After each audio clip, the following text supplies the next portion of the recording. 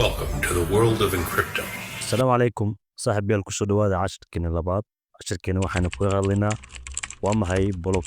blockchain hadaad fahanto cryptona waa ku fududaanaysaa haddii aadan fahmin balse waxaa laga yaabaa inay kugu adkaato fahamka crypto maadaama blockchain uu yahay laf dhabarta cryptocurrency marar badan ayaa maqli doontaa ereyga blockchain intaan safarka koorsadan ku dhex jirno soo dhowo saaxib haddii aad nagu cusub tahay waxaan kaa codsanayaa inaad channelka subscribe noo saarto haddii aad horey noola joogto inaad videoga like garaysid share garaysid si uu u gaaro asxaab badan oo ku fikiraysa inay suuqan cryptocurrency ay ka faa'iidaystaan saaxib blockchain wuxuu ku shaqeeyaa computer science waxa la dhaho waa technology runtii casri ah waxaana la dhahaa blockchain waa laf dhabarta cryptocurrency gaar ahaan coinanka bitcoin iyo ethereum waxaa la yiraahdaa haddii financial institutionka sida bangiyada ay isticmaali lahaayeen teknolojiyada blockchain sanad kasta waxay safgareyn lahaayeen up to $12 billion macnaha faa'iidada uu leeyahay weeye kaliya teknolojiyada iyo waxyaabo badan oo kharash ku bixi lahaa balse normally aan technology aan ku baxaynin saaxiib waxay isku dayayaan sida ugu fudud ee ku faahsiin karo technology-gan blockchain anoo kugu misaaleynaya shay aad garanayso oo aad ugu soo dhow intuuna teknolojiyada casriga ee kombiyuutarada soo bixin iyo lacagtan cryptocurrency businessyada sida makhaayadaha dukaamaha waxaa transactionka lagu qori jiray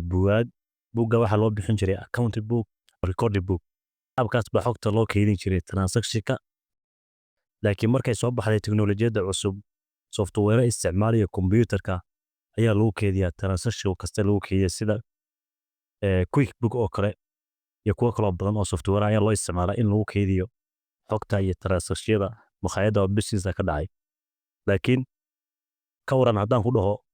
kombiyuutarkaasi softwaradaas mid ka fiican baa level up laga sameeyey sidii buugaagta hore level up looga sameeyey technology-ga blockchain weye aan ku sharaxa saaxiib blockchain waxa uu yahay saaxiib blockchain waxaa la dhahaa transaction kasta ama laba qof ama ka badan oo lacag isku dirtay transaction kasta oo ka dhex dhaca suuqan cryptocurrency ayuu record garayaa waa meesha lagu keediyo transaction walba oo ka dhex dhaca suuqani blockchain ereyga block waa bogsiyada idiin muuqda chainna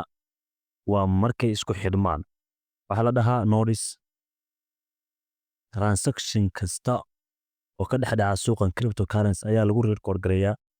hadda haddii aan anigu lacag kuu soo diro tusaale ahaan waxaa la gelinayaa blockchain waxaa la dhihi karaa ama dhihi karnaa waa digital ledger waxaa la waa bog lagu keydiyo transactionada oo businesskaasu isticmaalaya oo sameeyo blockchain waxaa la dhihi karaa digital ledger wey blockchain marka uu block ama transactionka uu safgaraynayo ama transaction uu suuqa ka dhex dhacayo waxay isticmaalaa wax la yiraahdo smart contract ama B2B waa ma maraysid bangiyo ma maraysid ama dowlad ama bangi toona ma maraysid marka waxaad diraysid ama transaction samaynaysid waxay isticmaalaa waxa la decentralized waa iskii waa meel madax bannaan waay dowlad iyo bangi toona ma hoostegayo waa B2B transaction ama smart contract waa la yiraahdaa